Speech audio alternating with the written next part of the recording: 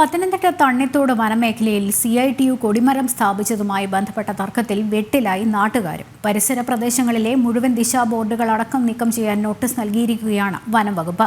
പ്രദേശത്തെ ആരാധനാലയങ്ങളുടെയും ദിശാ ബോർഡുകൾ ഇതോടെ നീക്കം ചെയ്യേണ്ടി വരും.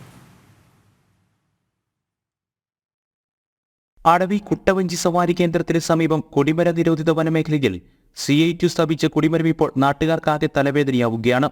ഈ കൊടിമരം നീക്കം ചെയ്തതുമായി ബന്ധപ്പെട്ട് വനം വകുപ്പ് ഉദ്യോഗസ്ഥർക്ക് നേരെ CPM പ്രാദേശിക നേതാക്കൾ ഭീഷണി മുഴക്കുകയും ചെയ്തിരുന്നു. ബലമായി ഇവിടെ കൊടിമരം സ്ഥാപിക്കുകയും ചെയ്തു.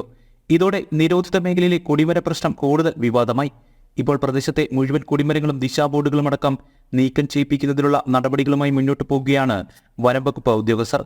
ഇത് സംബന്ധിച്ച് ബന്ധപ്പെട്ട ആളുകൾക്ക് നോട്ടീസും നൽകി.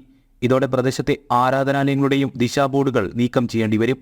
ഇത് പ്രതിഷേധാർഹമാണെന്ന് ആരാധനാലയങ്ങളുമായി ബന്ധപ്പെട്ട ആളുകൾ പറയുന്നു. വിവിധ ആരാധനാലയങ്ങളിലേക്ക് വരുന്ന ജനങ്ങൾ അവർ തേക്കുതോട് തണ്ണിത്തോട് പ്രദേശങ്ങൾ മൊത്തം കറങ്ങിയിട്ടാണ് ഈ മണ്ണിയറയ്ക്ക് എത്തിച്ചേരാൻ പറ്റുന്നത്. കാരണം ഈ വനത്തിനകത്തെ ഒരു കുഞ്ഞുങ്ങളും ഇത് പറഞ്ഞു കൊടുക്കാൻ ഒരു മനുഷ്യനും അവിടെ കാണത്തില്ല. ഇവർ വരുമ്പോൾ ഇപ്പോൾ ഉദാഹരണമായിട്ട് നിങ്ങൾ വന്നപ്പോൾ തന്നെ മണ്ണിയറ ചോദിച്ച് വന്നപ്പോഴേ നിങ്ങൾ ആരെങ്കിലും ഫോൺ നമ്പർ തന്ന് വിവരങ്ങൾ പറഞ്ഞതുകൊണ്ടാണ് നിങ്ങളുടെ എത്തിയത്.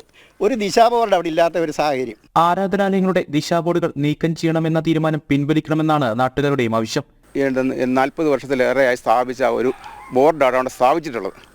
ആ ബോർഡ് ഇപ്പം നീക്കം ചെയ്യണമെന്നും പറഞ്ഞ് വനം വകുപ്പിൻ്റെ റേഞ്ച് ഓഫീസിൽ നിന്നും ഒരു നോട്ടീസ് ഞങ്ങൾക്ക് കിട്ടിയിട്ടുണ്ട്. ഞങ്ങൾക്ക് അതിന് അതിയായ പ്രതിഷേധമുണ്ട്. അത് യോജിപ്പില്ല പലർക്ക്. ഞങ്ങൾ കോടതി വിധി ഉണ്ടെങ്കിൽ കോടതിയുടെ നിയമം അല്ലെങ്കിൽ ഉത്തരവ് എല്ലാവർക്കും ബാധകമാണല്ലോ.